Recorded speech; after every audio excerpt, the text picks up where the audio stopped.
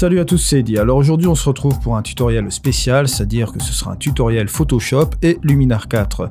Effectivement, on va utiliser Luminar 4 en tant que plugin à partir de Photoshop. Je vais vous montrer un petit peu mon développement que j'ai sélectionné ici. Il s'agit donc d'une photo des mines de Botalhac, une photo de longue exposition. Je vais commencer tout de suite à aller chercher mon profil ici, rendu de l'appareil. Je vais aller chercher le rendu plat. Voilà. Là, je repars sur on va dire, sur quelque chose de plus plat. Donc au niveau de l'image, un petit peu plus décontrasté ici. Là, préalablement, j'avais supprimé déjà l'aberration chromatique et j'avais activé le profil de correction, bien entendu, ici. C'était une image qui provenait de chez Lightroom, toujours à partir du RAW. Là, ici, ce que je vais faire aussi tout de suite, c'est enlever cette couleur dominante bleue. Cette photo longue exposition a été faite avec un filtre ND1000 Lee, le Big Stopper, et la particularité du Big Stopper, je ne sais pas si vous le savez, c'est que ça vous fait une couleur dominante bleue sur l'image. Et là, on va essayer de le chasser tout de suite en refaisant la balance des blancs ici, qui est donc là avec la petite pipette. On va sélectionner un point. Ici, vous avez le RVB, le rouge, le vert et le bleu. On va sélectionner un point plus ou moins neutre. On va essayer de sélectionner ceci dans les blancs un peu comme ça, peut-être 157, 161, ou bien peut-être un gris. Je vais voir. J'aurais plus de chances de trouver, voilà, c'est pas trop mal comme ça, ouais, juste un peu comme ça, voilà, on retrouve un petit peu la teinte, on va dire, plus ou moins originale. Et là, ce que je vais faire tout de suite, c'est appuyer sur la petite main qui est là, voilà. On va regarder un peu l'état général de l'image. Ce que je vais peut-être faire, c'est un petit peu pousser sur les jaunes, voilà, au niveau de ma balance, voilà. Parce que je trouve que c'est un peu mieux comme ça, et un peu sur la magenta, légèrement, comme ça. Je vais tout de suite ouvrir les ombres, ici, les tons faussés dans Camera Raw. Je vous rappelle que Camera Raw, c'est le même que Lightroom, hein, en fait. Il n'y a que l'interface qui change un peu aussi, là-dedans. Et ce qu'on va faire, c'est qu'on va ouvrir directement le point blanc, comme ça, mais pas trop. Parce que je voudrais quand même garder ces données qu'on a, je sais pas si vous le voyez là, juste ici. Garder quand même toutes ces données avec les nuages là. Donc voilà. On va laisser ça à la taille de l'écran. Je vais regarder si je peux pas faire une correction de voile un peu comme ça. J'ai pas ramené un peu trop de contraste comme ceci là. Ça je verrai bien dans Photoshop juste après. Là je vais rester ici comme ceci. Ce que je vais faire aussi tout de suite, c'est là aller supprimer les défauts en affichant bien sûr les défauts ici comme sur Lightroom. Je vais un peu réduire là. Voilà, on va faire ça.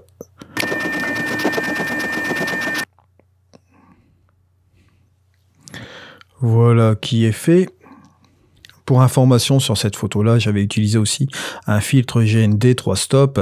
Une fois qu'on a cette image comme ceci, je ne vais pas peut-être désaturer un petit peu je vais peut-être un petit peu décontraster cette image un peu comme ça. Encore plus. Que la correction de voile un peu comme ça. Ouais, pourquoi pas, ça va donner une image quand même pas trop mal. Et là, on va aller la ramener directement dans Photoshop. Alors là, je vais appuyer sur Shift et je vais l'ouvrir en objet dynamique. Voilà. Alors ici, on est dans Photoshop. Ce que je vais faire tout de suite, c'est que là, je vais jouer avec le panel, bien sûr. Ici, vous pouvez constater ici de masque de luminosité Lumenzia. C'est un panel que j'utilise beaucoup pour faire les masques de luminosité, pour sa simplicité. J'ai aussi également le Raya Pro. Voilà, ici vous avez le Raya Pro avec le système Instamask. J'ai également aussi les TK panels et j'ai aussi le, comment dirais-je, le panel de chez Steve Arnold. Donc à votre choix pour sélectionner votre panel pour vous sentir un petit peu plus à l'aise. Vous pouvez les faire aussi en manière manuelle, mais pour gagner plus de temps en post-production, prenez un panel, ça va beaucoup plus vite. Vous avez des liens affiliés si vous êtes intéressé par le Lumensia ou bien éventuellement le panel de Steve Arnold. Ou bien on peut les appliquer aussi manuellement. Si vous voulez, dites-moi dans les commentaires en dessous si vous voulez que je vous montre aussi la technique pour les faire manuellement. Je peux vous le montrer aussi. C'est un petit peu fastidieux, c'est mieux de passer par un panel. Moi, personnellement, j'ai abandonné la manière de le faire manuellement. Si ça va quand même beaucoup plus vite. Hein. Là, ce que je vais faire tout de suite, c'est que je vais, on va dire, mettre un calque de réglage avec les niveaux, c'est-à-dire que grâce avec les niveaux, on va pouvoir jouer un peu sur les contrastes. Je vais un peu voir ce que ça donne sur l'image générale. C'est pas trop mal. Mais là, ce que je veux faire, c'est sélectionner la partie, on va dire partie là, ici, et peut-être la partie pierre, à part cette petite sélection au niveau de cette lumière-là. Alors, je vais garder cela. Je vais aller chercher un masque directement là, ici. Celui-là qui n'est pas trop mal. Jouer un petit peu avec les niveaux pour voir avec ma sélection si je peux pas faire mieux. On va sélectionner à fond les verts. Voilà, juste un petit peu comme ça. Je pense que ce sera pas trop mal comme ceci. Donc là, je passe donc directement par le masque. Évidemment, il faut que je choisisse celui-ci. Je fais le masque. Voilà, j'ai directement mon masque qui se passe ici. Ce que je vais faire, je vais appuyer sur la touche Alt pour voir un petit peu ce masque-là. Je vais peut-être aller supprimer la partie là qui me dérange. Puis sur X. Voilà, comme ça je supprime cette partie-là, voilà. Comme ça on va affecter seulement cette petite partie. Hop, je rappuie sur Alt. Et ce qu'on va faire, c'est jouer encore avec ces niveaux. Amener juste cette petite partie là. C'est pas trop mal. Si on regarde par rapport au avant et au après, voyez, on a ramené du contraste comme ça. Mais seulement à cette partie-là. On a gardé le ciel intact. On a pu faire une petite sélection assez rapide comme ça, ce qui est pas trop mal. Là, je vais aller sélectionner pour cette fois-ci une courbe. Et là, au niveau de la courbe, je vais interagir sur les hautes lumières. Donc, je vais déjà regarder un peu si je peux pas baisser l'ensemble un peu, on va dire. Bien sûr, là, ça interagit sur cet ensemble-là. On va essayer de prendre un masque de luminosité, justement, pour interagir sur les hautes lumières. Sur le bleu aussi, notamment, puis un peu le jaune, là, qui est là.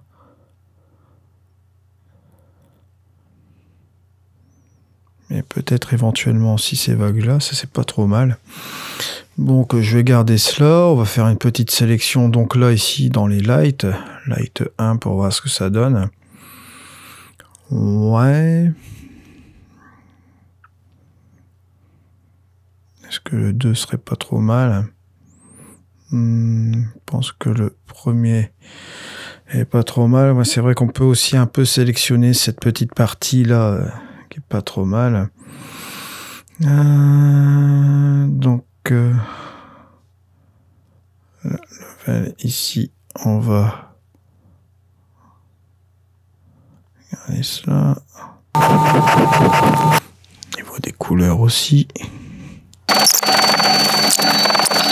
Voilà, l'intérêt c'est de ramener une image, on va dire, plus ou moins correct. Ici, ce que je vais faire, c'est que je vais pixeliser l'image ici en appuyant sur commande Alt Shift et E.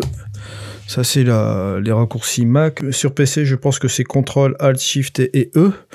Vous vérifierez le raccourci si j'ai tort. Donc là, c'est fait. Et ce que je vais faire tout de suite, là, c'est que je vais aller directement convertir en objet dynamique. Voilà, et ce que je vais faire directement, je vais aller dans Filtre, Skylum Software, et on va aller directement dans Luminar 4. Un petit peu comme Luminar Flex. Voilà, il va l'ouvrir en tant que filtre. On est donc ici dans Luminar 4. Ce que je vais faire tout de suite, c'est ramener directement là un petit peu de structure. Juste un peu comme ça, on va dire. Voilà, je vais comparer quand même. Avant, après, c'est pas trop mal, ça m'a quand même pas mal de détails. Ce que je vais faire aussi là, tout de suite, c'est remettre une petite heure dorée.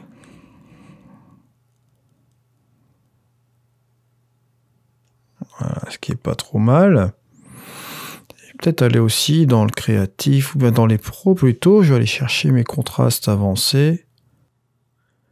Juste un petit peu comme ça, vous voyez. Bon, là, j'ai utilisé quasiment, on va dire, allez, trois filtres, là, à tout casser. Je vais vous montrer une petite astuce, parce que ça, je voulais vous montrer par rapport aussi à ce niveau-là. C'est pour ceux qui ne connaissent pas encore Luminar. Ici, dans le 4, on pouvait le faire directement dans le Flex, mais regardez ce que je peux faire ici. J'appuie sur Appliquer. Voilà, on a fait une petite amélioration donc dans Luminar. Et si vous regardez bien, regardez, hop, on a la version qui était là avant Luminar, et là, on a fait quelques améliorations. Vous voyez, en utilisant les 2-3 filtres comme je vous ai montré là tout à l'heure, ça nous ramène un petit peu de punch dans l'image, c'est pas trop mal. Il y a toujours possibilité d'utiliser en filtre. Maintenant, ce qu'il y a de bien aussi, comme ça a été ouvert en filtre, là, ici, vous allez cliquer directement dessus, ici, Luminar 4, sur Luminar 4, le petit symbole ici. Voilà, et bien là, regardez ce qui se passe. Comme il l'a ouvert en filtre ici, vous allez dans la structure, vous retrouvez les mêmes réglages. On l'avait mis à 40 tout à l'heure, il le remet à 40. On va aller à nouveau dans le Landscape Enhancer. Vous voyez, en heure dorée, il remet la donnée de l'heure dorée. Ce qui fait que vous retrouvez tous les réglages que vous avez fait. Bon, bien sûr, en surbrillance, c'est ce qui a été appliqué. Hein. On avait fait de la structure, le Landscape Enhancer. Si on va dans le Pro, on voit qu'ici, on a utilisé contraste avancé. Et c'est pareil, vous retrouvez vos réglages du contraste avancé, ce qui fait que c'est pas destructif, c'est vraiment génial. C'est comme si vous mettez un layer supplémentaire grâce à ce fameux filtre dans l'objet dynamique dans Photoshop. Vous faites vos petits réglages ici aux petits oignons sur Luminar 4 qui est ici là. Là ici on a notamment, comme je l'ai dit, appliqué un petit peu la structure. Bon ben voilà, on peut même s'amuser. Allez, on va prendre l'accent un petit peu pour voir s'il peut interagir encore un petit peu au niveau des images. Pourquoi pas? Regardez un petit peu là comme ça, ouais, pourquoi pas, non? On va quand même garder ce truc comme ça, ouais, regardez, on ramène un petit peu d'expo aussi en même temps, et ouais, c'est pas trop mal. Et là, ce que je vais faire aussi, je vais terminer, bon, je vais cliquer à nouveau sur Appliquer, on va retourner là dans Photoshop, et maintenant, bon, on peut aller se mettre un petit calque, voilà, on va se mettre en mode de fusion lumière tamisée, et là, je vais aller sélectionner mon petit pinceau qui est là, ici, je vais me mettre en petit pinceau qui est ici, je vais aller sélectionner un peu la petite couleur qui est là, on va regarder un petit peu cela tout de suite, je vais monter un petit peu plus au niveau du truc, voilà. Et on va un petit peu faire un peu de coloriage, un petit peu insister sur cette première partie là, voilà.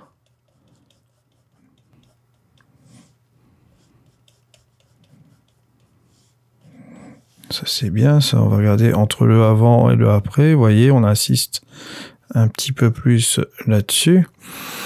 Donc ce que je vais faire, c'est remettre un peu peut-être les couleurs par défaut, et bon là, ce que je vais faire, c'est un peu obscurcir sur certains endroits. Voilà.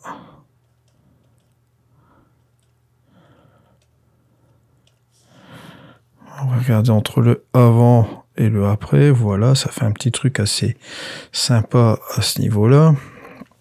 Là, ce que je peux faire, c'est un peu, ouais, réduire au niveau, ouais, peut-être un peu comme ça. Je vais retrouver un petit peu cela.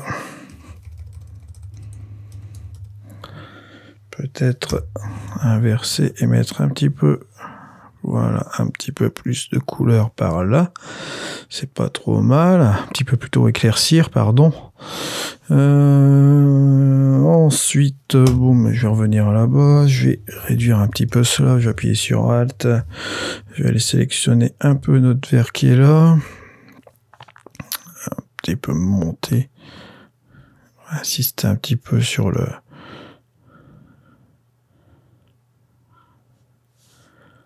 Plus comme ça.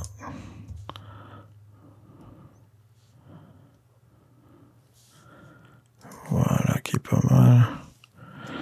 Je vais quand même réduire un peu ça et je vais aller.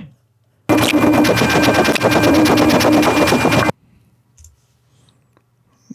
navigation, ouais, c'est bien comme ça. Donc voilà. Vous voyez, on a ramené un petit peu plus de chaleur ici, même on y va à ce niveau-là. Je vais peut-être en rajouter même encore un peu là-bas. Là. Je pense que ça pourrait aller aussi.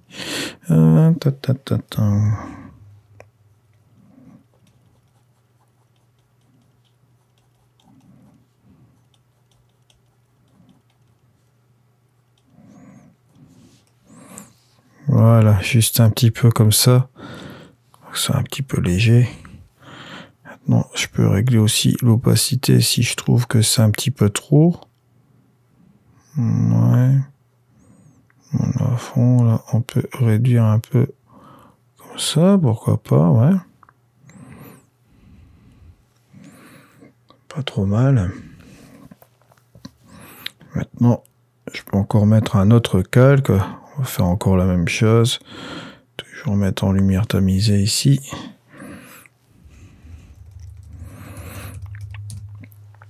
À ce niveau-là, je voudrais un peu... Je vais remettre les couleurs par défaut.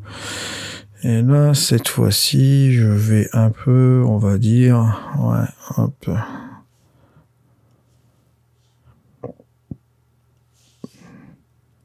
Obscurcir un peu le dessus, peut-être, ouais. Léger comme ça. Voilà. Si vous avez un petit peu de bending, des petites bandes comme ça faut pas vous inquiéter, c'est un petit peu le processus de calque de réglage et de Photoshop. En pixelisant après l'image, vous allez voir, ça va disparaître ces bendings. Le truc pour voir si c'est vraiment du bending, si vous voyez que c'est vraiment des lignes qui s'appliquent sur votre image, vous agrandissez à peu près à 60%, on va dire. Voilà, et là, vous voyez qu'elles disparaissent, hein, même à 100%. Voilà. Vous n'avez plus ces petites bandes. Donc, ça, faut pas s'inquiéter si vous voyez un petit peu de bending après comme ça. Si vous pixelisez le calque, ça disparaît, parce que vous voyez, en zoomant comme ici, là, on n'en voit plus. Hein, donc, voilà. C'est typiquement Photoshop. Voilà, donc on y est. Là, au niveau de notre image, après, bon, là, bah, justement... Peut-être le moment de faire encore une pixelisation, encore comme tout à l'heure, un commande Alt, Shift et E. Voilà. Et vous voyez que le bending là commence dans les petites bandes là. Les petites bandes s'en vont. Donc on y est. Maintenant, ce que je peux faire aussi, c'est encore aller jouer avec ça. Remettre encore un petit calque. Et là, ce que je vais faire tout de suite, ça allait boum, mettre ça allez, à 10-14%, reprendre une couleur noire, on va dire par défaut. Et là, ce que je vais faire, c'est faire un petit peu de séparation là, au niveau des roches. Là, on va faire un petit truc là ici sympa, regardez. Remettre un calque. C'est peut-être à 5% cette fois-ci, ouais, voilà. Et là, on va faire un petit peu plus d'éclairage, peut-être un petit peu là. Ce que je peux faire, c'est mettre en lumière tamisée aussi, forcément. Voilà, je parie que... Voilà, j'avais oublié aussi de mettre en lumière tamisée le précédent calque aussi, c'est pour ça que ça paraissait un peu violent, vous voyez. Bon, là, maintenant, c'est un peu plus léger, c'est mieux, voilà. Pareil, à ce niveau-là, c'est un petit peu plus fin. Voilà, on a rajouté du relief là. Ici, c'est pas trop mal. Si on regarde un petit peu notre image de départ... Ici, on avait le avant qu'on avait traité un petit peu, là, justement pour Photoshop, et puis un petit peu quelques filtres qu'on a utilisés dans Luminar 4, et regardez un peu le résultat final. Hop, on a ce résultat-là. On va dire quand même que c'est pas trop mal. On a réussi un petit peu à coloriser tout ça, c'est vraiment pas mal. Maintenant, si vous trouvez que c'est un peu excessif au niveau de la saturation, on va sélectionner directement la vibrance, la saturation, et on va faire nos petits ajustements maison. Hein. Regardez là, voyez, la saturation, je peux la baisser un peu comme ça. Voilà, on va monter ensuite un petit peu la vibrance. Donc, si on revient à l'image de départ, vous voyez un petit peu la différence. J'appuyais sur Alt pour vous montrer. Allez, hop, regardez, ça c'était le avant comme ceci. Et là, on a réussi, avec toute cette petite modification, à faire cela. Voilà, on a réussi à ramener quand même quelques couleurs qui sont pas trop mal. On a un petit peu fait toute cette petite colorimétrie ici, et pas mal non plus. On a ce jaune aussi qui n'est pas mal ici, là, au niveau de ce coucher de soleil. On a réussi à ramener des informations là-dessus. C'est pas trop mal quand même, comme ça. C'est pas mal du tout. Donc voilà. Voilà ici un petit peu le résultat qu'on peut avoir final.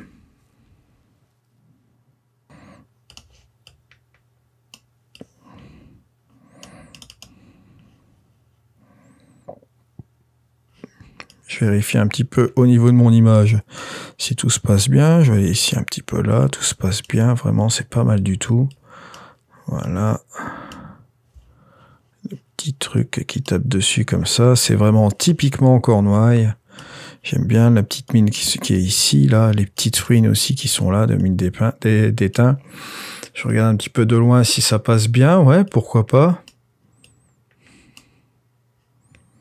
Je vous ai montré un petit peu ce qu'on peut aussi faire au niveau d'une image comme ça en traitement.